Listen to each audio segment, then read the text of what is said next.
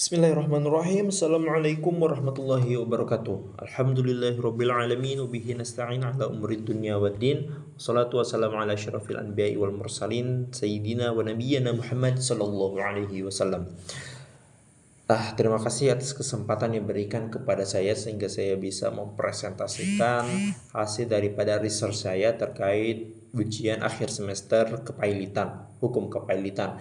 Perkenalkan, nama saya Abdul Manan Bisri. Saya dari program studi Hukum Ekonomi Syariah semester 5 yang pada hari ini akan mempresentasikan terkait ujian akhir semester saya. Saya sudah melakukan research pada laptop saya dan laptop saya berada tepat di belakang kamera ini. Jadi saya akan mempresentasikan dan juga menjelaskan sebenarnya terkait soal-soal yang telah disampaikan dalam ujian kepailitan kali ini. Baik, langsung saja ke penjelasan daripada tiap-tiap pertanyaan. Saya akan langsung masuk ke dalam pertanyaan pertama, yaitu pengertian daripada kepailitan. Jika kita merujuk pada pasal 1 angka 1 Undang-Undang Nomor 37 Tahun 2004, kepailitan didefinisikan sebagai sita umum atas semua kekayaan debitur pailit yang pengurusan dan juga pemberesannya dilakukan oleh kurator di bawah pengawasan hakim pengawas sebagaimana diatur dalam undang-undang ini. Dengan kata lain, pada saat debitur dinyatakan pailit, seluruh harta miliknya termasuk harta yang sekarang dan juga harta yang akan datang langsung dibekukan secara umum dan juga selanjutnya akan dikelola serta dilikuidasi oleh seorang kurator, yang mana landasan utamanya terdapat dalam Undang-Undang Nomor 37 Tahun 2004 tentang kepailitan dan juga PKPU, dan juga Lembaran Negara tahun 2004 nomor 131 tambahan Lembaran Negara nomor 4443. Yang kedua adalah pertanyaan terkait debitur pailit dan juga unsur kepailitan.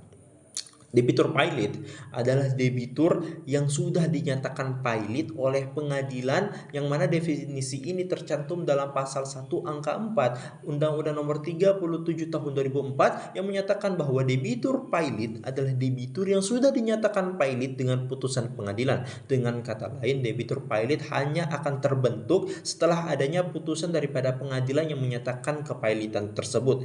Unsur-unsur ataupun syarat formal yang kepailitan diatur dalam pasal 2 ayat 1 Undang-Undang Nomor 37 Tahun 2004, yaitu yang pertama adalah subjektif. Debitur harus mempunyai sedikitnya 2 orang atau lebih daripada kurator. Yang kedua adalah objektif. Debitur tidak hanya tidak membayar lunas, dan yang paling sedikit 1 utang yang telah jatuh tempo yang dapat ditagih secara patut di muka pengadilan. Nah, dengan kata lain, jika terdapat 2 orang atau lebih daripada kurator ataupun debitur gagal untuk melunasi utangnya, maka pengadilan wajib menyatakan debitur tersebut pailit, dan mana ketentuan ini juga pasal cupet dalam praktiknya yang merujuk pada pasal 2 ayat 1 Undang-Undang Nomor 37 Tahun 2004.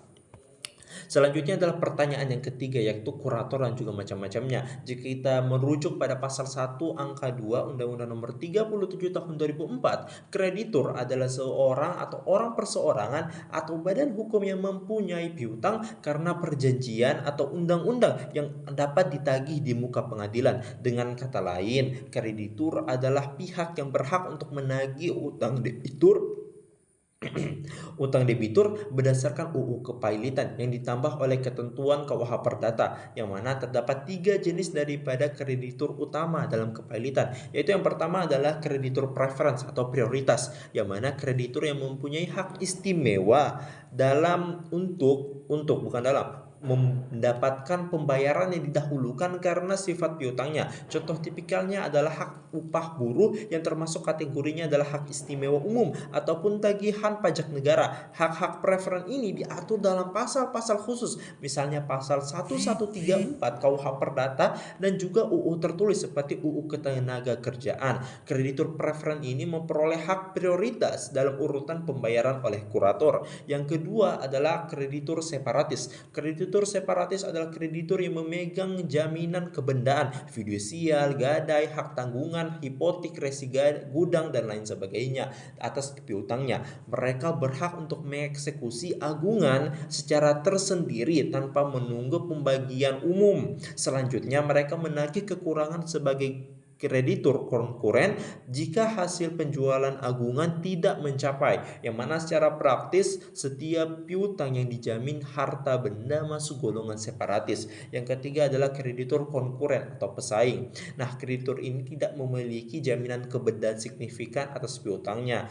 Mereka menagih utang dari harta pilot secara umum bersamaan kreditur lain yang tidak preferen. Pembayaran kepada kreditur konkuren ditempatkan terakhir setelah pembayaran kepada kreditur preferen ataupun separatis. Kreditur konkuren biasanya adalah kreditur biasa yang secara umum dan juga tanpa memiliki hak istimewa atas kebendaan. Nah, semua daripada jenis-jenis kurator ini secara umum diatur dalam UU nomor 37 tahun 2004 dan juga KUH Perdata pasal 1133, dan juga penentuan klasifikasinya juga sangatlah penting dalam urutan pelunasan dalam kepailitan. Nah, yang keempat adalah terkait daripada sita umum.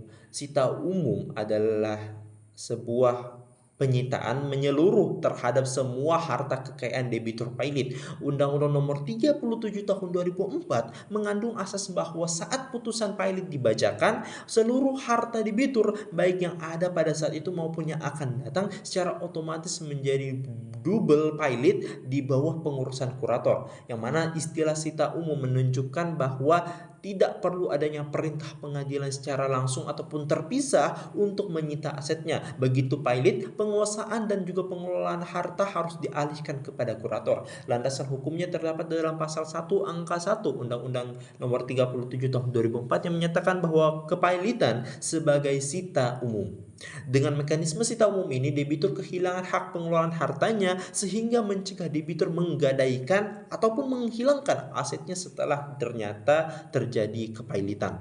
Yang kelima adalah peran daripada hakim pengawas. Hakim pengawas adalah hakim yang ditunjuk dalam putusan kepailit atau PKPU untuk mengawasi pelaksanaan kepailitan. Secara fungsionalnya, tugas daripada hakim pengawas dalam mengawasi kinerja daripada kelancaran proses pemberesan harta pailit. Undang-Undang Nomor 37 Tahun 2004 pasal 65 dengan tegas menyatakan bahwa hakim pengawas mengawasi pengurusan dan juga pemberesan harta pailit. Selain itu, pasal 66 mengharuskan pengadilan niaga mendengar pendapat hakim pengawas sebelum mengambil keputusan penting mengenai proses kepailitan. Misalnya, penetapan pengangkatan kurator dan juga keabsahan tindakan kurator. Dengan demikian, hakim pengawas berperan sebagai kontrol internal agar tugas daripada kurator secara hukum dan juga kepentingan kreditor terlindungi. Landasan hukumnya terdapat dalam Undang-Undang Nomor 37 Tahun 2004 pasal 65 sampai 67 dan juga definisinya terdapat dalam pasal 1 angka 8. Pertanyaan terakhir adalah terkait daripada kurator. Nah, kurator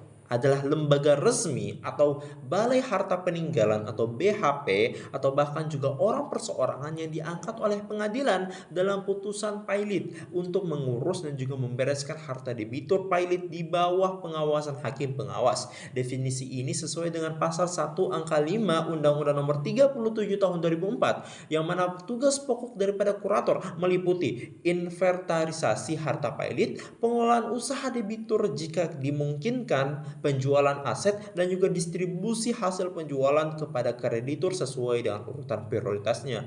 Undang-undang memberikan kewenangan yang jelas kepada kurator. Misalnya dalam pasal 16 ayat 1 Undang-Undang Nomor 37 Tahun 2004 menyatakan bahwa kurator berwenang melaksanakan tugas pengurusan dan atau pemberesan atas harta pailit sejak tanggal putusan pailit diucapkan. Artinya, begitu putusan pailit memperoleh kekuatan hukum, kurator langsung melaksanakan pengurusan serta likuidasi harta walaupun masih ada upaya kasasi. Selain itu, seluruh tindakan daripada kurator selama masa pailit secara hukum mengikat dan menjadi tanggung jawab kepada seluruh kreditur dan akan diawasi oleh hakim pengawas. Landasan hukumnya terdapat dalam Undang-Undang Nomor 37 Tahun 2004 Pasal 1 angka 5 secara definisi dan juga pasal 16 ke atas secara tugas dan juga kewenangan kurator, yang mana kurator bertindak sebagai wakil hukum debitur pilot dalam proses perdata, sehingga segala kewajiban dan juga setelah pilot harus ditempuh melalui kurator. Demikian pemaparan jawaban daripada UAS saya. Apabila ada kesalahan mohon dimaafkan. Kamsahamnida, arigato, terima kasih. Wassalamualaikum warahmatullahi wabarakatuh.